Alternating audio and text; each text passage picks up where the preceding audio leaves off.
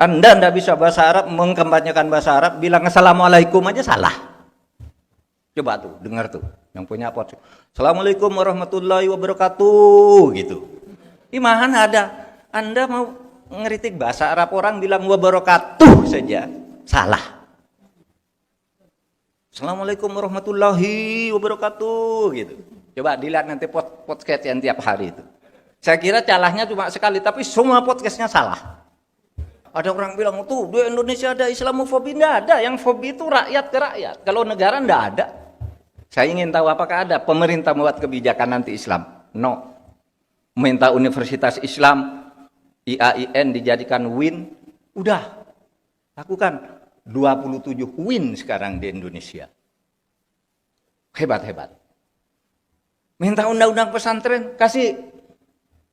Minta jadi menteri, kasih. Di mana fobinya? Bahwa ada yang ditangkap. Ya memang begitu kelakuannya.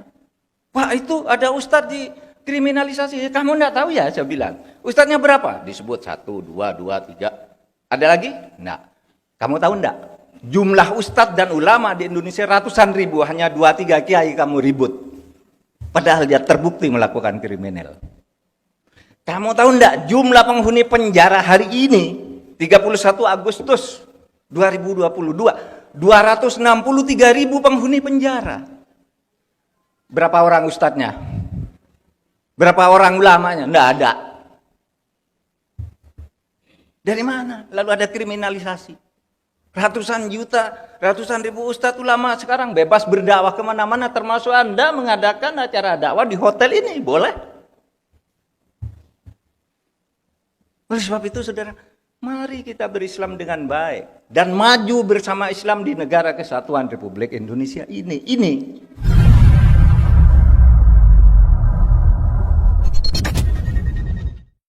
Lain kalau saudara punya kepedulian sosial yang tinggi untuk membangun kebaikan bagi masyarakat, itulah jihad. Nah, lalu saudara, jihad dengan demikian itu kalau berpedoman pada jalan Allah itu, jihad fi sabilillah itu adalah membangun martabat kemanusiaan.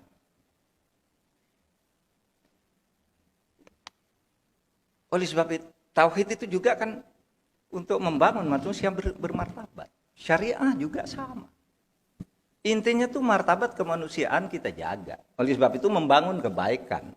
Kalau di Indonesia itu Pancasila kan apa? Ketuhanan. Lalu ketuhanan itu digunakan untuk kemanusiaan yang adil dan beradab. Manusia. Jadi di situ ada kebersatuan antar umat manusia. Nah, kalau kemudian masuk ke Indonesia, lebih khusus lagi, Indonesia yang punya manusia-manusia yang beragam juga. Indonesia yang punya berbagai manusia dengan agama dan kepercayaan yang berbeda-beda. Itu juga manusia, itu manusia. Harus dihargai. Harus dilindungi hak asasinya, itu sebagai hukum yang universal. Melindungi hak asasi manusia. Sehingga kalau kita ya mau menjadi mujahid digital dan konsolidasi Infokom, coba mulai dari sini. Diarahkan kita semua ini. Tidak harus orang menjadi mujahid itu tidak harus alim, pintar ilmu agama ini, bisa baca Quran. Enggak, yang kebaikan-kebaikan itu diarahkan nanti dari Majelis Ulama. Topik kita hari ini bicarakan. Enggak usah pakai dalil-dalil, kalau enggak hafal malah salah. Itu kan banyak tuh di TV itu dalil-dalil salah. Akhirnya orang yang semula percaya jadi enggak percaya. Orang ini enggak ngerti pada apa yang dibaca. Sehingga saya kan pernah berdebat tuh, udahlah. Kalau enggak ngerti, yang penting hatinya aja Islami, kemudian lafalnya kalau enggak bisa bahasa Arab ya enggak apa-apa. Wong kata para kiai itu orang baca wolo wolo kuwato itu. Wolo wolo kuwato, kalau hatinya berpikir bahwa tidak ada Tuhan yang lebih berkuasa selain Allah, itu berpahala kok. Lalu disalah-salahkan kan, orang enggak ngerti. Jangan tuh, enggak ngerti apa-apa, jangan didengar wolo wolo kuwato. Jadi yang penting substansinya. Hingga saya katakan, ada orang ngeritik saya, Pak Mahfud tuh kok bilang, sebagai orang Islam kok bilang tidak harus bahasa Arab. Saya bisa bahasa Arab, saya bilang. Tapi bagi saya tidak harus. Anda tidak bisa bahasa Arab, mengkampanyekan bahasa Arab, bilang Assalamualaikum aja salah. Coba tuh, dengar tuh, yang punya podcast. Assalamualaikum warahmatullahi wabarakatuh, gitu. Di mana ada, Anda mau ngeritik bahasa Arab orang bilang wabarakatuh saja, salah. Assalamualaikum warahmatullahi wabarakatuh, gitu. Coba dilihat nanti podcast yang tiap hari itu. Saya kira calahnya cuma sekali, tapi semua podcastnya salah. Kenapa maksa-maksakan bahasa Arab? Gitu. Yang penting substansinya itu digitalkan. Ini loh ajaran Islam yang bagus. Nah, pedomannya kalau di Indonesia itu adalah toleransi, kebersatuan dalam keberbedaan. Tidak usah lagi berpikir negara ini wah tidak sesuai dengan syariah. Siapa bilang? Saya dulu belajar hukum tata negara Islam yang pertama itu kepada pimpinannya Pak Syafiq Mugni, kepada Pak Azhar Basir dengan buku kecil. Saya tanya, Pak, ini negara Islam enggak? Indonesia kita boleh enggak negara? Boleh. Lalu dia mencetak buku namanya Imamah. Imamah itu kata lain dari khilafah. Kata lain dari imaroh. Jadi pemerintahan Islam itu namanya bukan hanya khilafah. Yang Abu Bakar tuh sebut khilafah karena dia khalifah. Tapi Umar bin Khattab disebut Amirul Mukminin, maka negaranya imaroh. Sayyidina Ali saya imam, disebut imamah. Wah ini berdebat harus khalifah dan tidak ngerti artinya khalifah, tidak ngerti artinya khilafah. Mau berdebat. Di Islam itu, negara Islam itu apa sih? Khilafah. Ya, kalau pakai Abu Bakar. Kalau pakai Umar, imaroh namanya. Sekarang namanya Uni Emirat Arab tuh keamiran. Kalau keimaman, ya Iran, imamah. Dulu ambil dari Ali. Turki Utsmani ngambil dari Abu Bakar, khalifah, khilafah.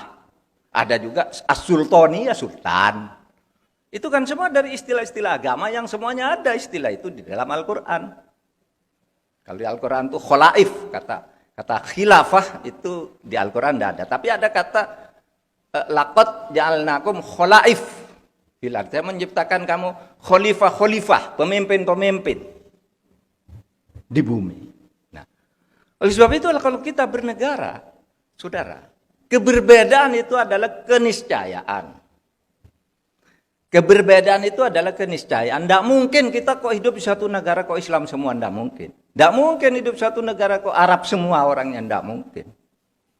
Tidak mungkin kita hidup di satu negara pikirannya, keyakinan sama semua, tidak mungkin. Itu adalah fitrah. Oleh sebab itu kita harus siap hidup dalam perbedaan itu. Maka ketika Nabi Muhammad Sallallahu Alaihi Wasallam itu mendirikan negara apa proklamasinya?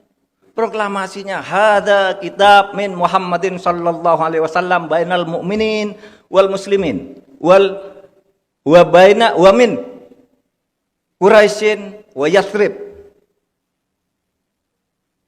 wa tabi'ahum falahiqa bihim wa jahada ma'ahum. Ini sama dengan proklamasi kemerdekaan tuh isinya. Apa artinya itu? Ini proklamasi, ini kitab dari Muhammad sallallahu alaihi wasallam.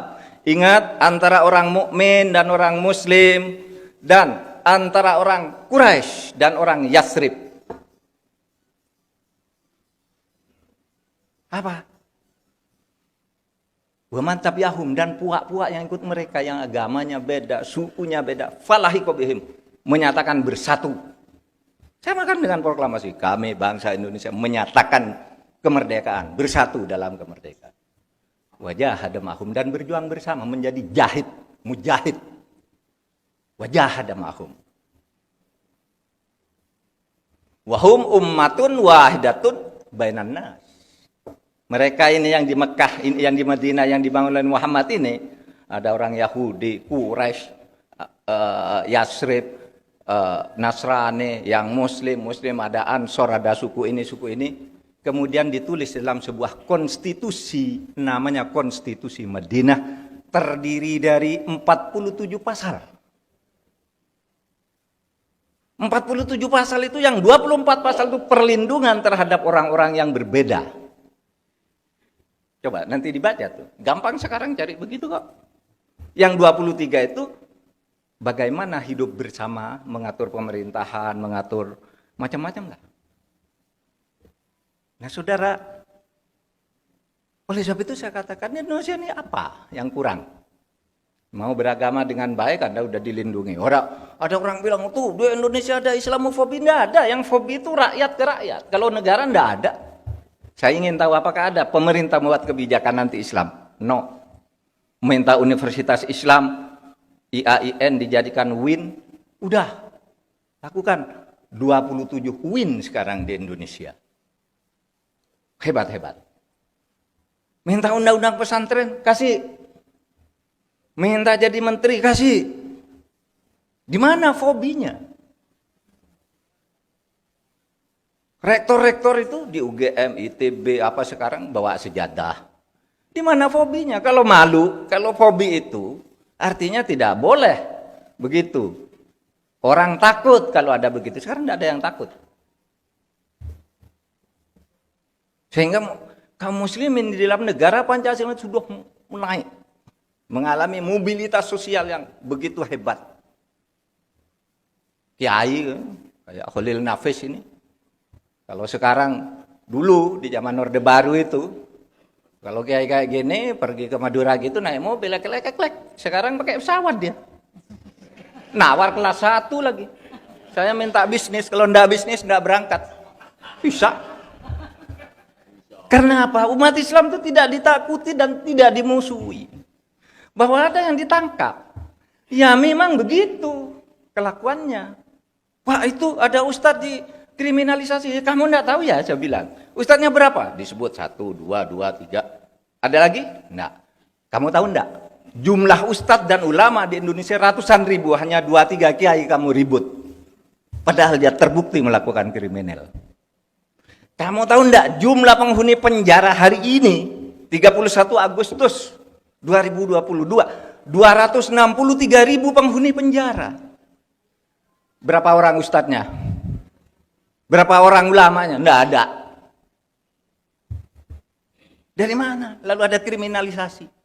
Ratusan juta, ratusan ribu ustadz ulama sekarang bebas berdakwah kemana-mana, termasuk Anda mengadakan acara dakwah di hotel ini, boleh. Oleh sebab itu, saudara, mari kita berislam dengan baik dan maju bersama Islam di negara kesatuan Republik Indonesia ini.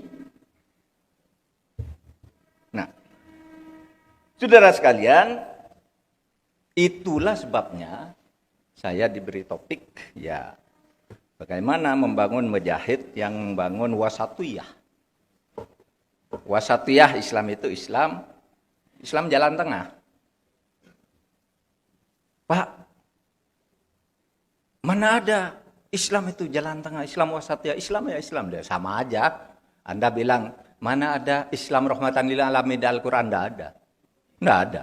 Islam rahmatan lil alamin gitu, enggak ada. Yang ada, wa ma arsalnaka illa rahmatan lil alamin. Nah, bahwa yang ikut Nabi itu Islam rahmatan lil alamin. Kata Islam rahmatan lil alamin sendiri kan buatan kita semua. Pak, enggak ada tuh Islam wasatiyah, yang ada Islam. Lah itu kamu bilang Islam kafah, di mana ada kata Islam kafah di Al-Qur'an dan hadis? Enggak ada, yang ada udkhulu fis silmi kafah. Sama dengan wasatiyah ini. Qad ja'alnakum ummatan wasato. Saya kamu umat di tengah-tengah. Nah, itulah Islam wasatiyah, Islam yang di tengah. Apa? Ciri-cirinya ada tawazun, tasamuh, islah dan sebagainya, yang kalau majelis ulama itu merumuskannya 8 apa 13 gitu. Nah, itu wasatiyah Islam yang membuat nyaman terhadap orang lain, tapi juga saudara membuat nyaman, tegas dalam penegakan hukum. Meskipun itu sesama orang Islam. Kalau bikin kacau ya tegakkan hukum. Karena Nabi pun dulu kan begitu.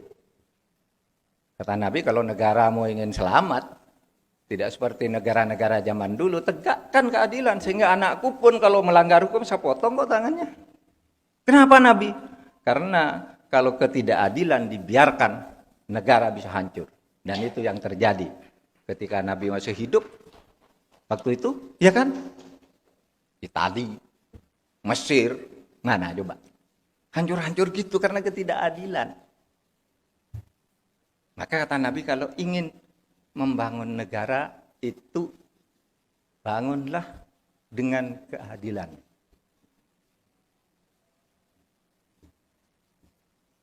Ali bin Abi Thalib mengatakan begini kalau dalam bahasa sekarang, bukan hadis ya.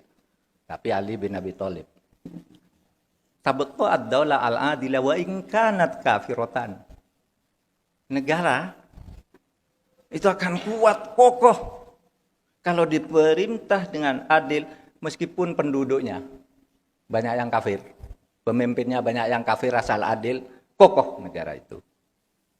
Wa tafna ad-daulah adz-zalimah wa in kanat muslimatan. Adapun negara yang dolim, sewenang-wenang, korupsi, hukum tidak tegak akan hancur meskipun rakyatnya rakyat Islam, pemimpinnya beragama Islam. Maaf, ini Sayyidina Ali ya. Hebat tuh Sayyidina Ali. Perspektif. Bagaimana cara membangun sebuah negara. Dan kita membangun negara kesatuan Republik Indonesia berdasar atas hukum, berdasar ketuhanan yang Maha Esa, di mana setiap agama boleh berkembang dengan baik, sehingga saudara juga boleh menjadi Islam yang baik, mujahid yang baik agar Islamnya baik.